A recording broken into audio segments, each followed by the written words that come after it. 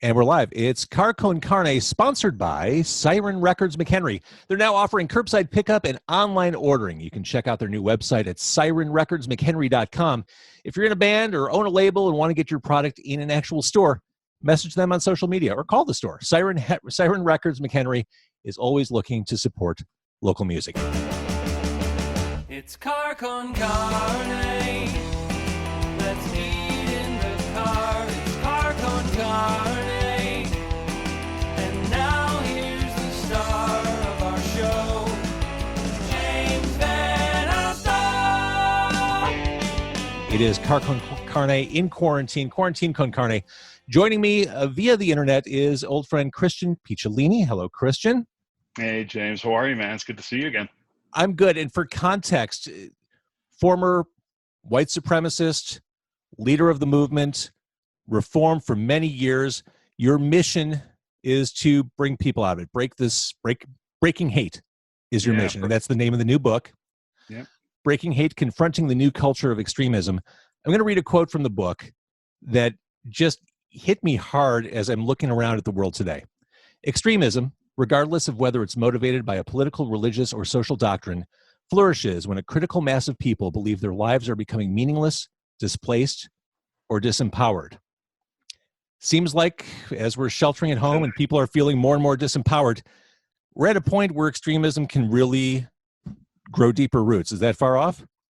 No, I mean, I think that we are at the perfect storm, kind of the apex of everything right now in terms of, we're all quarantined. We are all, there are a lot of people out of jobs right now. There's a lot of misinformation floating around. We're all, in front of our computers every day with access to propaganda and fake news and things like that. And, we're uncertain. I think more than anything else, uncertainty is what leads people to these out of the box ideas like extremism. And I think we are at the point right now where it's kind of a perfect storm for things to happen.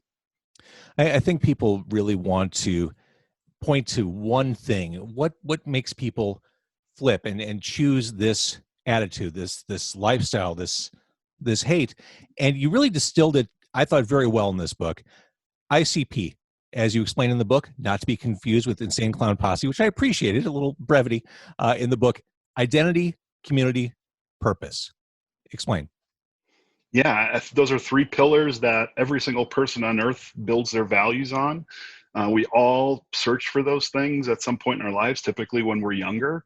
And when we're searching for identity, community, and purpose, if we hit what I call, potholes, metaphorical potholes in our life's journey, they can detour us. And potholes can be anything like trauma, mental illness, joblessness, poverty, even privilege. Privilege is a big pothole. If it keeps us, so separate from society, it can detour us to the fringes. And on the fringes, there are, a lot of these really toxic narratives like political extremism, ideological extremism, but even things like drug abuse and suicide and school shooters and people who are really looking to kind of put on a suit of armor to protect themselves from the pain that they felt and are now blaming somebody else for causing that pain. Somebody's given them the narrative of saying it's not your fault, it's their fault. And it creates this us against them narrative. Your approach, I think, is an approach that a lot of people would have a hard time taking. Empathy. Yeah. The thing that truly works, as you describe it, receiving unexpected and often unwarranted compassion from someone we might not otherwise show it to ourselves. It's got to be, as long as you've been doing this, it still has to be hard to show empathy for someone who maybe commits a violent act upon another person or intimidates, bullies, in some way harms another person. It's got to be hard to kind of turn off that switch and embrace that person. Yeah, man, it's the hardest thing I've ever done, and it is hard for anybody to do, to be kind to the bad guy, to see the child and not the monster. But that's something that I talk about in my book, is we have to have the ability to see the child and not the monster, whether that child is 16 or 60. That most of the things that lead people to these behaviors are not that they're born a Nazi or a racist, is that they've learned it as kind of a defensive measure. Now, that doesn't mean it's anybody else's fault, right, that they've learned that. And I'm also not saying that these people shouldn't be held accountable. Empathy does not mean not holding people accountable, because I hold everybody accountable that I work with. It is on them to repair the damage that they've caused. I think You still hold yourself accountable. Yeah, I've been doing that for, the last 24 years since I denounced the movement and left. It's been very important for me to go out there and fix the damage that I've caused. And part of that I do by helping people disengage. Part of it I do by dismantling what I helped build. And, just speaking the truth about what's going on, because there aren't a whole lot of people that have seen the inside of that and walked out. And you mentioned underneath the exterior is a fractured human, the personal trauma, and being able to identify that. Yeah, and I think we're all broken, man. I think we are all fractured to some degree, and that's okay.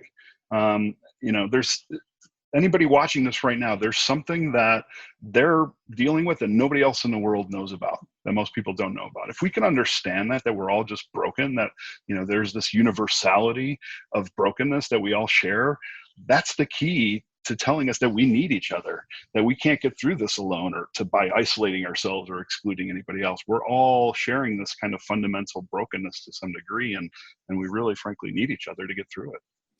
What people who are listening or watching right now didn't experience, right before we started recording, my 18-year-old came in the room because he read your first book and it really lit him up. He learned a lot. He got a lot out of it, and he's still talking about it. It seems like that's a good age to start doing this kind of outreach, high school age. Yeah, I think even earlier than that. I mean, really the magic age for somebody to start really developing their sense of identity, community, and purpose is around 12, 13, 14 years old. That, 14 years old was the age I was recruited in 1987 on the southwest side of Chicago in a dead-end alley at the, very ironic corner of Union and Division streets. And yeah, I didn't even know that until a couple of years ago when somebody took me there for an interview, and I was standing on the corner. I looked up at the street signs and they were literally crossing and said Union and Division. How ironic is that? And yeah, I mean, we need to start having these conversations earlier. Frankly, if we're not having this conversation until somebody's 16 or 18 years old, we've really missed the development stage to where, they can learn how to be vulnerable to talk about some of the issues that they're going through. And frankly, as parents, as adults, we need to learn to be cautiously vulnerable with our young people, because if we don't share with them what's broken, what's insecure about ourselves, they'll never learn to do that with us. And they'll always kind of go through trying to figure out this identity, community, purpose, and kind of with their blinders on. I've been watching you over the past couple of years. We haven't spoke for a couple of years, and I do miss you, Christian. I miss you too, man. But I've been watching all the work you've been doing, and I've been aware of it. And then when I read the new book, as I'm going through Breaking Hate, you tell the story of Cassandra, or is it Cassandra? Cassandra. The lengths that you go to help pull these people out of these extremist groups. Her story in particular, it read like a Hollywood drama, but it was real. I mean, you are no bullshit putting yourself in harm's way for these people. Yeah, I mean, I never know where it's going to lead when somebody reaches out to me for help, but Cassandra was a 16-year-old girl whose parents reached out to me in 2016, early 2016, and were horrified when they learned that she was on YouTube making these kind of, white nationalist propaganda recruitment videos. And then when they learned that she had been recruited by kind of an online boyfriend who was older, was this kind of 20-something blonde-haired, blue-eyed, Aryan boy from Idaho, they were horrified because she was underage at the time too. So they called me and they didn't know what to do. They didn't know how to talk to her. And the first thing I do is I always do a little bit of a, background search, just, open source stuff on what I could find out about people to see how they've been radicalized and what communities they're in. And within a couple of months, I discovered that this guy, this boyfriend that she had, whom she'd never met, had never seen over video, had spoken to on the phone. He'd sent her videos, had sent her photos, but she had never met him face to face. I had discovered that he was not this, 23-year-old German-American boy living in Idaho. He was actually two people, at least. One was a Peruvian 30-year-old living in Northern California, and another one was also a 30-year-old Russian guy living in Moscow who had ties to foreign intelligence. So, eventually that story kind of went off the rails because she didn't believe me when I presented the family with this information. And eventually she was abducted because of that. And as you get into these people's lives and these stories, the more you peel back, I mean, you don't know where this will end up. You don't know how entrenched these people are, the groups that they're, I mean, I find this terrifying, and I realize this is your mission, but I'm reading this stuff and all I can think is, oh dear God, Christian, please be safe and smart. And I know you are, but this is harrowing stuff to read. Yeah, and I mean, I try my best to be as careful as possible. You know, and Cassandra's situation was interesting because even though she was abducted, I was able to find her and get her back, and get her to her parents. But in those days, and we're talking just 2-3 years ago, law enforcement wasn't all that interested in hearing about white supremacy. They weren't interested in hearing about, Russian connections. And I think, looking back now, I actually may have been one of the first people in this country to give the information that Russia had somehow infiltrated like alt-right online trolls and was influencing the election. And I actually turned that over before the election of 2016 to the Hillary Clinton campaign and to the FBI. I got feedback that they had received it, but I never got any follow-up on that. So, I mean, this was not something anybody was interested in talking about back then. Well, I remember when we first started interviewing for your first book, you said quite plainly, international terrorism isn't the threat. The next big threat is coming from right here in our borders. It is domestic, homegrown terrorism. And here we are. Yeah. And we're seeing it. And the connection. You're banging that drum.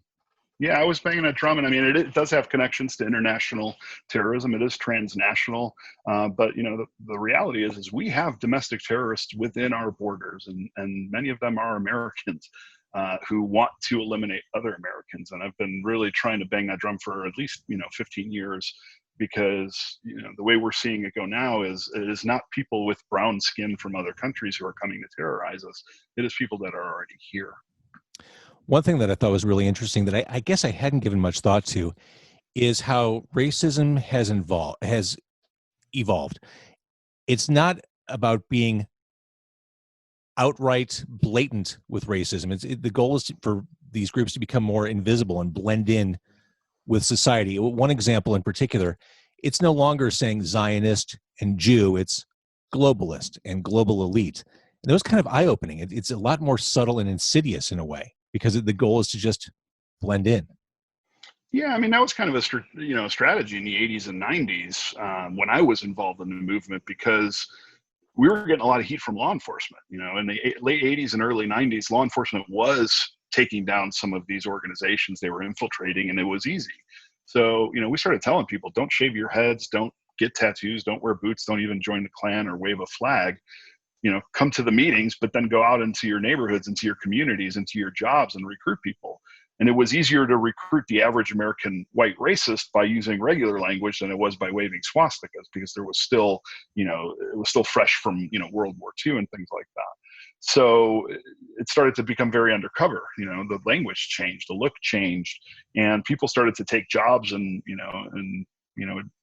law enforcement, in schools as teachers and things like that. And part of that was strategic. Nowadays, it's not a strategy anymore to put people in those positions. They're just there, and those are the people that are being recruited. But in the 80s and 90s, it was a strategy to kind of drop the look and to go mainstream to spread the message further. One of the things I found most distressing over the past few years is this movement to paint the media as untrue or something you shouldn't trust, or just every attack on the free press imaginable. You mentioned the Lugan press in your book, a way to describe the media as the lying press. And this is it sure isn't coincidental, is it? No, it's not coincidental. Yeah, no, Lugan press was a term that was used by the Third Reich to talk about what they claimed was a Jewish or a liberal media that was, putting out lies, fake news, essentially. Lugenpresse was also a term that Richard Spencer used, after Trump was elected, and he had his kind of a separate inauguration party where Spencer was caught saying, "Hail Trump, hail victory, hail our people," but was also caught talking about the Lugenpresse using those terms. Now, it's no surprise that now, we have the extreme right talking about fake media, fake news, the mainstream media and how they lie, and how it's all painted against conservatives. any authoritarian, any dictator, their first job is to get rid of the free press, the media, because those are the ones who are kind of untethered and can talk about things, that are true, can talk about uncomfortable things, can do investigations. And, frankly, the press today is really kind of the biggest enemy for the Trump administration, because they're the ones really trying to uncover the truth as he's burying. You broke out of your circle. You evolved out of hate group a long time ago. You had a kid and your eyes opened, and here you are today. I'm sure you've given this thought before. Can you imagine what would have happened to you, with you, had you stayed on that track? I most certainly would have been dead or in jail by now. I mean, it would have been 30 years that I would have been in. No, I can't imagine that. I mean, I've spent the last, 20 plus years trying to not erase what I've done, but trying to repair it. So no, I can't really imagine what it would be like now. Technology had the technology that's around today been around then, when we were trying to make music and all those things. I mean, I can't imagine what it must be like now for propagandists when they really, the internet's become kind of like that digital alleyway that I was recruited in. It's a 24-hour all-you-can-eat hate buffet if you want it to. I mean, it's almost like you cannot step into fake news or propaganda, even if you're not looking for it. It's really hard. There are a lot of people, I'm sure, listening to the podcast after the fact. There are a lot of people watching. There's Christy and Sam and Molly Jean and Dan and Eric and Tony and Mike, Chris, Joe, Mark, Natalie, Giorgio, a whole lot of people watching. As they're hearing you talk about this, as we're talking about your book, what do you want them to know about how to move forward and identify this stuff, address this stuff? How do we as citizens do better? There's two things that white supremacists love, and that is violence, right? So they come to these rallies, they have these rallies because they want to attract violence. And they want people to be vocal because they want it to seem like rights are being taken away from them. And there are a couple of things that we can do. We can be vigilant, and we can be visible, and we can be vocal in ways to try and identify vulnerable people before they go down that path. We can prevent this. I have hope. Despite all the shit that I talk about that, is terrible in my book, I have hope. I know that there are good people. I know that it is the minority of people that right now are the loudest. And they're making a lot of noise, but we have to be very, very careful, because it is very contagious. Fear is contagious. And hatred is born of ignorance. Fear is its father. Isolation is its mother. So we can't, even though we're isolated right now, we have to stay connected, and we cannot be afraid, even though, we're faced with all this uncertainty right now. We have to just stay connected and, try to prevent people from going down this path, because it's something that's learned. And I think that if we can intervene early with young people, especially, we can prevent them from going down that path. Looking ahead, is there more stuff coming up for TV or on TV for you? Yeah, I'm happy to announce. I don't even know if I'm supposed to announce it or not, but I've got a podcast series coming out with WBEZ sometime in September-ish. Awesome. It'll be like a narrative, multi-episode podcast, kind of exploring some of this stuff. I am currently working on developing a docuseries about conspiracy theories and debunking them. I'm really excited about that. But I got to share a story with you, James, before we go. I got to tell you, and I think I've told you this before, you may not remember it. 1996, after I left the movement, I sent a demo tape to the local music showcase at Q101. All right, it was late 1996, and it was from this stupid little punk rock band called Random 55 that I was in, that I played guitar for. And JVO played one of our tracks on the radio on Q101. And I have to tell you. Off cassette. Off cassette. Yeah, it was a cassette tape. I still have one. And I got to tell you, that kind of helped change my life, man. It was a really kind of treacherous period of my life, 96, right after I left. I was searching for something, man. And that little thing, that unknown track that you played from that little punk rock band that allowed me to tell, 5 or 6 or 8 people that I knew, really went a long way. And I just wanted to say thank you for that. That's wonderful to hear. And it's proof. Music really does solve everything. Yeah, I'm a fan. I totally am a fan. So you have my books, and I have your books too. Oh And my I even Lord. came prepared. We don't have a car, and we don't have carne, so we're going to do a little bit of Corona and There- spam today. Desperate times, man. Desperate times, man. We got to hunker down. But I love hearing that story, not for no other reason than you found a way out. And at the end of the day, it wasn't me. It was music. The music would have found its way, if not through my radio station, through another radio station. Music is so important. It really is. You talk about community and staying together. Nothing better than music for that. It's the truest form of empathy, music and art, because you are literally putting yourself into somebody else's shoes to feel what they were feeling. So we need more of it. Love it. All right. So the new book is Breaking Hate, Confronting the New Culture of Extremism. The work you're doing is there. There it is. There it is. The work you're doing is incredible. Keep it up. A grateful nation thanks you for the work Thanks, that you're doing. JVO. Well, I'm grateful too. Thank you. I'm going to stop the Facebook Live. Thank you, everybody, for watching the video. We definitely appreciate that. And Christian, that was wonderful. Thank you so much. Thanks, James, man. I always appreciate it. Anytime you ever want to talk, I'm always here.